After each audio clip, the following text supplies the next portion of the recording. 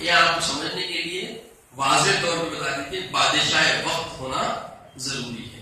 اگر بادشاہ وقت ہے تو وہ روکنے کا مجاز ہے. پھر قاضی جیسا بتایا نا امامت کی استحقاق امامت کا مسئلہ بتایا، ویسے ہی نماز جنازہ کے پڑھنے سے انکار کرنے کے لیے بھی وہ استحقاق رکھنے والے بھی ترتیب سے اختیار کرنا استعمال کر سکتے ہیں، مگر ہر کوئی اس کا مجاز نہیں ہوگا. جو شخص اپنے والدین سے کسی کو یعنی ماں باپ کو مار ڈالے اس پر اس کی احانت کے لیے نماز جنازہ نہ پڑھی جائے. اور اسی طرح ڈاکو پر جبکہ ڈاکے کی حالت میں مارا جائے، چوری کر رہا تھا کوئی ایک دم مار نہیں مر گیا تو ڈاکہ کرنا کوئی معمولی گناہ ہے، بہت بڑا گناہ ہے. تو ایسا کرتے ہوئے مرا تو دوسرے ڈاکہ ڈالنے سے منع ہے، جنازہ نہیں پڑھا لیکن لوگ لہذا اس سے بالا سکتے ہیں، نماز پڑھی نہ جائے بلکہ اس کو غسل بھی نہ دیا جائے. جس لڑکے کا باپ یا ماں مسلمان ہو وہ لڑکا مسلمان سمجھا جائے گا اور اسی طرح اس پر نماز پڑھی جائے گی.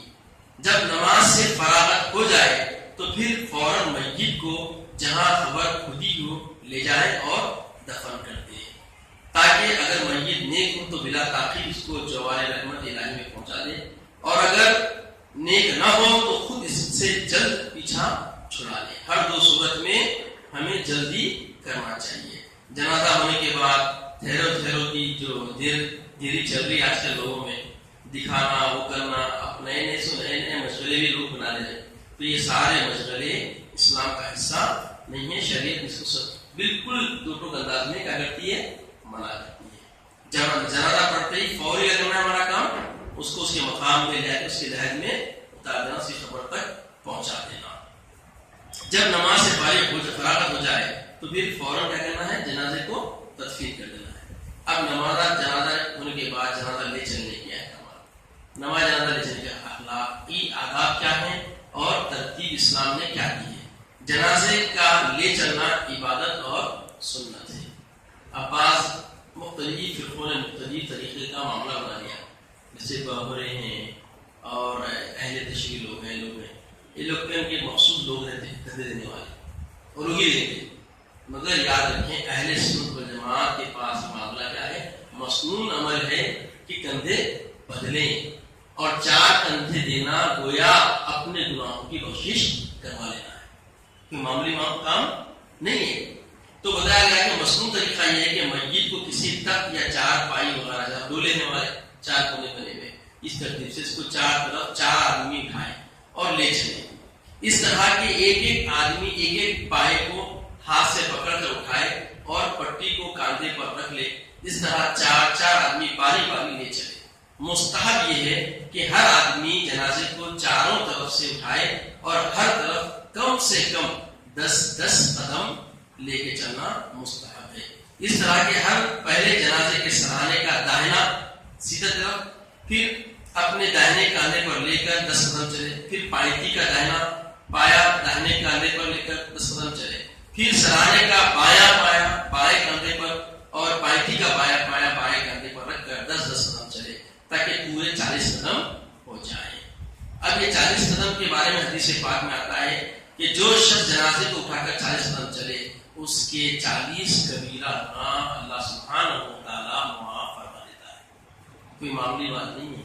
جنازے کندھا دینا بھی اپنے 40 کبیرہ گناہوں کی اللہ سے بخشش کروا لینے کا ذریعہ ہے. چلنے میں میت کا سہانا آگے رکھیں. جنازے کے تیز قدم لے جانا مسنون ہے، مگر نہ اس قدر کے میت کو حرکت و اضطراب ہونے لگے. تیز قدم کا مطلب بھاگنا بھی نہیں اور بالکل آہستہ چلنا نہیں. اب بعض لوگ کیا کر رہے ہیں آج کل، لوگ زیادہ دکھ گئے ہیں. مثال کے طور پر بعض جنازوں میں دیکھنے میں آیا 200 400 500 لوگ 1000 لوگ سے جتنے بڑھ گئے تو لوگ بیچ میں آ کے ٹھہر کے پاس پکڑ کے رکتے رہتے. یہ کرنا غلط ہے. یہ کرنا کیا ہے؟ اور لے چلنے والوں کو بھی چاہیے کہ جو کندھا دینے والے ہیں وہ بھی ان کا بھی کام ہے اس کا خیال رکھے کہ جنازہ اندر ہلے نہیں. اب جتنی ترتیب ہے تیز قدم ڈالنا کیا ہے؟ مسنون ہے، سنت ہے. اور جنازے کو روکنا بالکل منع ہے. جنازے کو پیٹھ پر یا سواری کے جانور وغیرہ پر لاد کر لے جانا مکروہ ہے. اگر میت چھوٹے بچے کی ہو تو اس کو ہاتھوں ہاتھ لے جائے، یعنی ایک آدمی اپنے دونوں ہاتھوں پر اس کو اٹھا لے، پھر دوسرا لے لے، پھر تیسرا، اس طرح بدلتے ہوئے لے جائے. اور آج کل یہ بھی دیکھنے میں نہیں آتا. اگر باپ اٹھا لیا تو باپ پورا قبرستان تک لے آنا, نانا اٹھایا تو اپنا نانے لے کے دادا دادا لے آنا, کیونکہ معلومات نہیں ہے نا, سمجھ رہے کہ بابا کا بوجھ ہے, بچہ مرا تو بابا اٹھا کے لے آنا.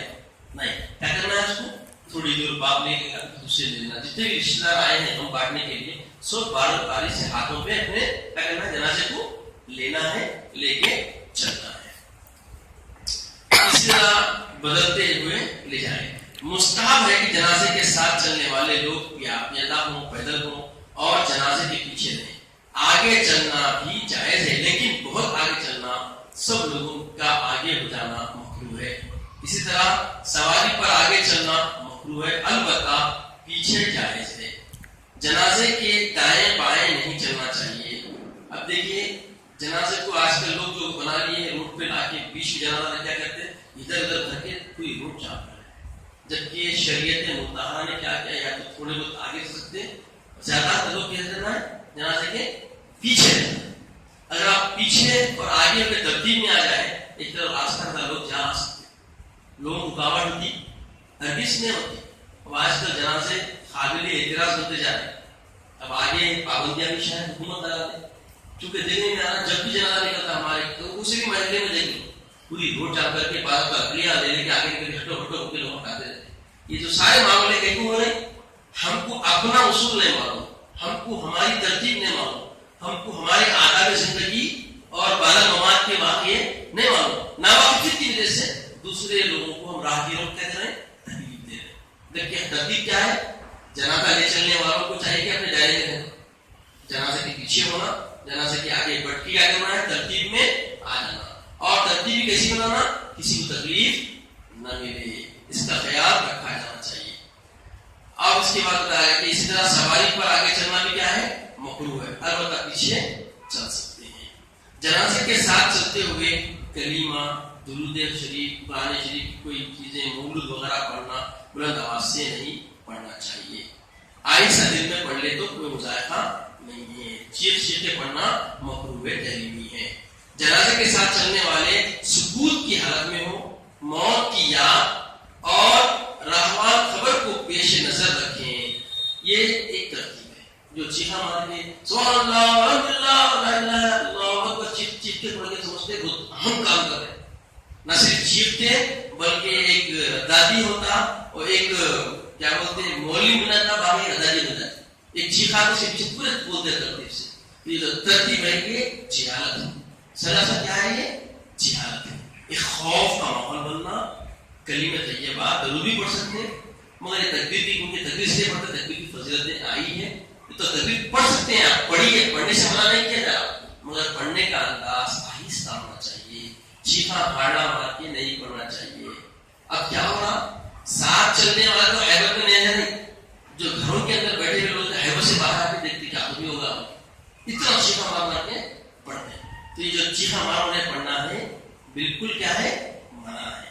آہستہ پڑھنا اور ایسے ماحول میں پڑھنا کہ ہم کو حیبت پیدا ہو جائے, کس بات کی, موت کی اور آخرت کی فکر میں ہم آ جائیں. اس کے بعد بولے بیٹھے ہوئے لوگوں کا جنازے کو دیکھ کر کھڑا ہو جانا منع ہے. یہ ذہن میں اچھا رکھیں. اکثر دیکھنے میں آیا, میں ساتھ بھی معاملات بہت سارے ہوئے, کسی دکان میں بیٹھے ہوئے تھے, کسی معاملے میں روڈ پہ جنازہ رہتا, تو لوگ کیا کرتے ہیں احترام اٹھنے سمجھتے, نہیں اٹھنا ادب ہے, اس کا اٹھنا منع ہے. یہ ذہن میں رکھیں. اب کیوں ہے ابھی بتاتا ہوں, پہلے سن تو لے پوری بات. جنازے کو دیکھ کر کھڑا ہو جانا منع ہے. ہاں ساتھ چلنے کا ارادہ ہو تو آپ اور بات ہے, اٹھ سکتے ہیں.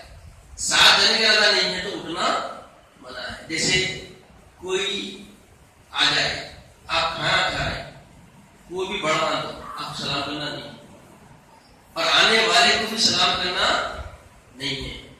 تو کیا بے ادبی ہے, بداخلاقی ہے؟ یہی اخلاق ہے اسلام. کوئی گھر میں داخل ہوا, کیا کرنا نہیں ہے, اس کو سلام کرنا ہے نا, مگر کوئی کھانا کھائے سلام کرنا ہے نہیں کرنا. مسجد میں بھی آئے, لوگ نماز پڑھ رہے, معلوم ہے اکثر لوگ سنتوں میں سے مصروف ہے, آپ کو سلام کرنا نہیں. اگر لوگ خالی بیٹھے ہوئے ہیں تو آپ سلام کر سکتے, مسنون ہے. تو اسی طرح جب جنازہ کوئی آ